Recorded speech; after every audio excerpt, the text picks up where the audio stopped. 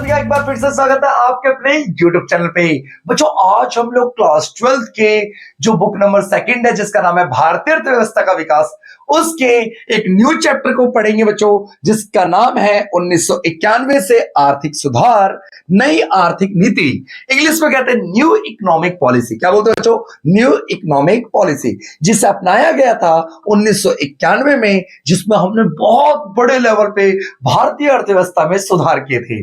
कौन से सुधार आपको पता होगा बच्चों? एलपी और जी। ये कोई सिलेंडर नहीं है, यह है बच्चों liberalisation, privatisation, globalisation. Sir Hindi की क्लास है, हिंदी में बताइए।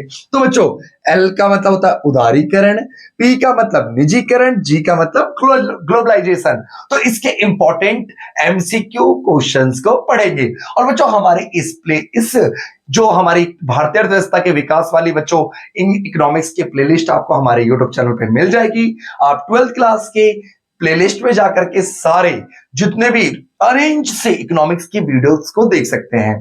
ठीक है बच्चों, हमारा बिल्कुल नया चैनल है, छोटा सा चैनल है, गरीबों का चैनल है बच्चों। प्लीज आप लोगों ने इतने सारे चैनल सब्सक्राइब कर रखे हैं, एक छोटे से गरीब का भी चैनल सब्सक्राइब कर लें। ठीक है बच्चों, तो देखिए हमारे बच्चों मोस्ट एक्सपेक्टेड एमसीक्यू क्वेश्चंस की सीरीज को लगातार अपलोड किया जा रहा है। अगर आपने जीरो तैयारी कर रखी है पेपर की, कहते हैं ना बिल्कुल जीरो, सर हमें तो कुछ इकोनॉमिक्स में नहीं आता, बस देख लो यही है रामबाण।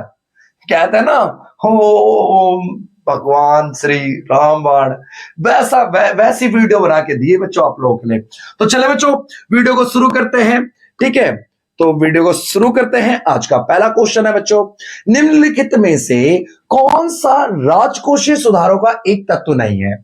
तो पहले तो समझो बच्चों, राजकोषीय सुधार क्या है बच्चों? राजकोषीय सुधार ये क्या होता है बच्चों? राजकोषीय सुधार ये होता है बच्चों देश की जो एक पूरे देश की जो टैक्स, सरकार की इनकम होती है बच्चों, टैक्स से कर कहते हैं हिंदी में, और सरकार खर्चा करती है आर्थिक सहायता, आर्थिक सहायता देके। ठीक है बाबू, सब्सिडी कहते हैं इंग्लिश में।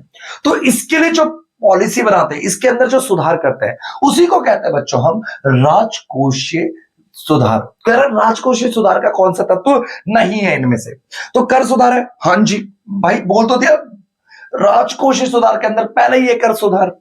दूसरा बच्चों सार्वजनिक व्यय में सुधार। सार्वजनिक का मतलब सरकार, सरकार जो खर्चा करती है, व्यय करती है, सरकार द्वारा जो खर्च किया जाता है उसमें सुधार करना। हाँ जी ठीक है, ये भी आएगा। ब्याज दरों में परिवर्तन ये नहीं आएगा बच्चों। ठीक है, आगे देख लेते हैं फिर भी। सार्वजनिक ऋण पर नियंत्रण। अच्छा, सार्वजनिक मतलब सरकारी, सरकार जो ऋण लेती है या देती है उस पर कंट्रोल करना। हाँ जी, तो ये तीनों तो सही है बच्चों, ये राजकोषीय सुधार के तत्व है। कौन सा नहीं है? तो बच्चों हमारा ऑप्शन नंबर सी नहीं है, ऑप्शन नंबर सी नहीं है। समझ गया बच्चों? समझ आया? चीजें समझ नहीं आएंगी तो प्लीज आप लोग कमेंट करके हमें बता दिया करें। ठीक है, जो चीजें आपको समझ नहीं आती हमें बता देंगे, हम उन चीजों को बच्चों सुधार करने की कोशिश करेंगे, है ना। चलिए क्वेश्चन नंबर 2 देखिए, निम्नलिखित में से कौन सा निजीकरण का एक घटक नहीं है? सर जी निजीकरण क्या होता है? सर जी इंग्लिश में बोलते हैं प्राइवेटाइजेशन। जब ना सरकार अपने उद्योगों को अपने फर्म को क्या करते हैं, प्राइवेट हाथों को बेच देती है, प्राइवेट हाथों को सौंप देती है, उसी को कहते हैं बच्चों निजीकरण। क्या कहते हैं बच्चों? निजीकरण। निजीकरण का कौन सा घटक नहीं है? तो देखो सार्वजनिक क्षेत्र का संकुचन। संकुचन मतलब होता है बच्चों कम करना, सार्वजनिक मतलब सरकारी, सरकारी क्षेत्रों को संकुचन कम करना। ओहो भाई ठीक है भैया, वीडियो की क्वालिटी ठीक आ रही है बच्चों? देखिए सार्वजनिक क्षेत्र का क्या करना? संकुचन। संकुचन का मतलब होता है कम करना। ठीक है, सार्वजनिक क्षेत्रों के उद्यमों का विनिवेश। हाँ जी, विनिवेश का मतलब क्या होता है समझिए। मान लीजिए कोई एयरपोर्ट है, आपका एयरपोर्ट है, ठीक है, ये पहले सरकार ने इस पे खर्चा किया, अब सरकार क्या कर रही है, इसे प्राइवेट हाथों में बेचेगी, तो उस पर पैसा तो प्राइवेट लोग लगाएंगे। एक ही चीज पे दो अलग अलग बंदे भाई पैसा लगा रहे, तो वो क्या कर रहे हैं? विनिवेश। ठीक है, सार्वजनिक क्षेत्र के शेयरों की बिक्री, ये भी बच्चों प्राइवेटाइजेशन में आता है। सरकार द्वारा औद्योगिक, सभी आ गया यार, औद्योगिक क्षेत्र के शेयर की खरीद नहीं, ये तो भैया निजीकरण थोड़ी है, ये तो राष्ट्रीयकरण है। सरकार किसी प्राइवेट क्षेत्र के शेयर खरीद रही है, तो बच्चों इसका सही उत्तर हो जाएगा डी। ठीक है, ये नहीं है। ठीक है बच्चों, अब नेक्स्ट क्वेश्चन देखते हैं। क्वेश्चन नंबर 3 है हमारा। थर्ड क्या कह रहा है बच्चों, निम्नलिखित में से अर्थव्यवस्था के वित्तीय क्षेत्र का एक तत्व कौन सा है। निम्न में से कौन सा एक अर्थव्यवस्था के वित्तीय क्षेत्र का तत्व है। वित्तीय, फाइनेंस, पैसों से जुड़ा हुआ, ठीक है, कौन सा है। बैंकिंग तथा गैर बैंकिंग वित्तीय संस्थाएं आती है भाई, आती है। ये तो वित्त क्षेत्र से संबंधित बैंक हो गया, नॉन बैंकिंग इंस्टीट्यूशंस हो गए, ये तो आते हैं बच्चों। स्टॉक एक्सचेंज बाजार आता है वित्त में, हाँ जी, वित्तीय क्षेत्र से संबंधित है। विदेशी विनिमय बाजार, हाँ जी, ये भी आता है। तो इसका उपरोक्त हाँ जी आप बता दीजिए है ना, ये सही है। उपरोक्त सभी वाले में आप बता दीजिए, सबसे सारा बता दिया, अब आप बता दीजिए। तो बच्चों कैसा लग रहा है आप लोगों को हमारी पूरी जो प्लेलिस्ट है, वीडियो देखने में अच्छा लग रहा है, समझ आ रही है चीजें। जो चीजें समझ नहीं आती आप हमें बता दीजिए, ठीक है। बहुत रात हो रही है बच्चों, आपके वीडियो बनाने में मैं देख रहा था, बच्चों के कमेंट पढ़ रहा था। एक बच्चे ने कमेंट में लिख रखा है, सर आपके पास एक ही सेट है क्या हाँ भाई अभी तो एक ही है, ठीक है, तू दे दे भाई दूसरा ठीक है बच्चों, पढ़ाई में मन नहीं लगना, सर एक ही सेट में वीडियो बनाते हैं ये देखना है? बड़े भाई जिस दिन अपने पैसे से कमाओगे ना, उस दिन पता चलेगी एक सेट और दो सेट की कहानी, ठीक है। चलो आगे कंटिन्यू करते हैं यार, तुम तो इमोशनल कर दोगे बिल्कुल ही, कभी खतरनाक ही हो रहे हो है। चलो बच्चों क्वेश्चन नंबर 4 देखो। अच्छे कमेंट, ये कमेंट जो करने बोलता हूँ कि भाई कितने स्कोर किए, ये कमेंट नहीं करना, सर शर्ट एक ही पहन के करते हो क्या, ये कमेंट करेंगे। देखो इधर देखो, निम्नलिखित में से कौन सा अप्रत्यक्ष कर का एक उदाहरण है। अप्रत्यक्ष कर कौन सा होता है बाबू, देखो कर जो होता है ना, टैक्स दो तरह के होते हैं, एक प्रत्यक्ष कर होता है और एक होता है अप्रत्यक्ष कर। देखो बंदा ये है, मैंने कहा चाटा खाएगा क्या, एक वो चाटा मारूंगा मैं, सीधा मारा प्रत्यक्ष। अप्रत्यक्ष, मैंने कहा बी को थप्पड़ मारना मुझे, तू खा ले, बी को दे दियो, ये क्या हो गया बच्चों, अप्रत्यक्ष, इनडायरेक्ट। तो बच्चों प्रत्यक्ष कर और अप्रत्यक्ष कर, देखिए अप्रत्यक्ष कर का एक उदाहरण है, इनमें से अप्रत्यक्ष कर का उदाहरण कौन सा है। आयकर नहीं, ये नहीं हो सकता। आयकर तो जो व्यक्ति आय कमाएगा वही व्यक्ति भुगतान करेगा उसका। संपत्ति कर ये भी नहीं होता, जिसकी संपत्ति वही भुगतान करेगा। तो वस्तु और सेवा कर ये बच्चों एक अप्रत्यक्ष कर है। कौन सा कर है बच्चों, अप्रत्यक्ष कर है, ठीक है। क्वेश्चन नंबर 5 देखिए, क्वेश्चन नंबर 5 क्या कह रहा है बच्चों, क्वेश्चन नंबर 5 इंपॉर्टेंट है।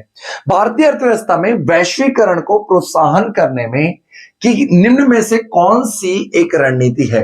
तो भारत में कौन सी चीज है जो वैश्वीकरण को बढ़ावा देती है। तो समझते हैं वैश्वीकरण क्या होता है। वैश्वीकरण क्या होता है बच्चों, अपने देश की अर्थव्यवस्था को, ये भारत की अर्थव्यवस्था है, को विश्व की अर्थव्यवस्था के साथ जोड़ना। विदेशों से हम आयात करते हैं, निर्यात करते हैं, उसी को हम क्या कहते हैं बच्चों, वैश्वीकरण कहते हैं। तो देखो वैश्वीकरण को बढ़ावा कौन सी चीज देती है, आंशिक परिवर्तनशीलता, बिल्कुल सही बात है। प्रशुल्क में कमी, टैक्स में कम कर देंगे तो व्यापार वगैरह बढ़ेगा। विदेशी निवेशों की आशा सीमा को बढ़ाना, हाँ विदेशी इन्वेस्टमेंट को बच्चों बढ़ा देंगे, घटा देंगे, तो ठीक है, तो इससे व्यापार बढ़ेगा। उपरोक्त सभी, इसका आंसर हो जाएगा बच्चों उपरोक्त सभी, ठीक है। वैश्वीकरण को कौन सी चीजें बढ़ाती है, क्लियर हो गया बच्चों। क्वेश्चन नंबर 6 देखिए, क्वेश्चन नंबर 6 क्या कह रहा है हमारा, भारतीय अनुभव के संदर्भ में सरकार द्वारा नियंत्रण लगाए गए थे। भारत ने देखो, भारत ने किन किन क्षेत्रों पे नियंत्रण लगा रखे थे। निजी एकाधिकार फर्मों के विस्तार पर रोक लगा रखी थी, हाँ जी। 1947 भारत आजाद हुआ, हमने योजना आयोग की स्थापना करी 50 में, पहली पंचवर्षीय योजना बनी 1951 में, से लेकर के बच्चों 1991 तक हमने निजी क्षेत्रों पे रोक लगाने के लिए लाइसेंसिंग वगैरह का सिस्टम कर रखा था। बड़े उद्योग घरानों का देश के वित्तीय साधनों पर नियंत्रण को रोकने के लिए रोक कंट्रोल लगा रखे थे बड़े उद्योग घरानों पे, हाँ जी। तो बच्चों इसका आंसर हो जाएगा हमारा सी, ए और बी दोनों, ठीक है, क्लियर है बच्चों। क्वेश्चन नंबर 7 देखिए, क्वेश्चन नंबर 7 क्या कह रहा है हमारा, नई आर्थिक नीति बच्चों, न्यू इकोनॉमिक पॉलिसी, जिसके अंदर हमने क्या अपनाया था, LPG, लिबरलाइजेशन, प्राइवेटाइजेशन, ग्लोबलाइजेशन, उदारीकरण, निजीकरण, वैश्वीकरण। पहले हमारा चलता था 1950 से लेकर 1900 बच्चों 91 तक चलता था LQP, लाइसेंस कोटा परमिट का सिस्टम चलता था, ठीक है। कह रहे नई आर्थिक नीति के अंतर्गत अर्थव्यवस्था में उदारीकरण ने आरबीआई की भूमिका को बदल दिया था। आरबीआई की भूमिका क्या हो गई थी बच्चों, आरबीआई का रोल क्या हो गया था, क्वेश्चन ये पूछ रहा है। तो देखो, वित्तीय क्षेत्र में नियामक के स्थान पर सहयोग, हाँ, पहले कंट्रोलर था, अब हेल्पर है, हेल्प करता है खाली। ठीक है, तो ऑप्शन नंबर ए सही है, सातवें का ऑप्शन नंबर ए सही है। ठीक है बच्चों, देखिए क्वेश्चन नंबर हमारा 8 है बच्चों।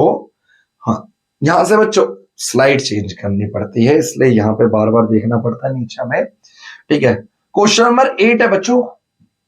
8 क्या कह रहा है, नई आर्थिक नीति के अंतर्गत औद्योगिक क्षेत्र संबंधित सुधारों में निम्नलिखित में से कौन शामिल है।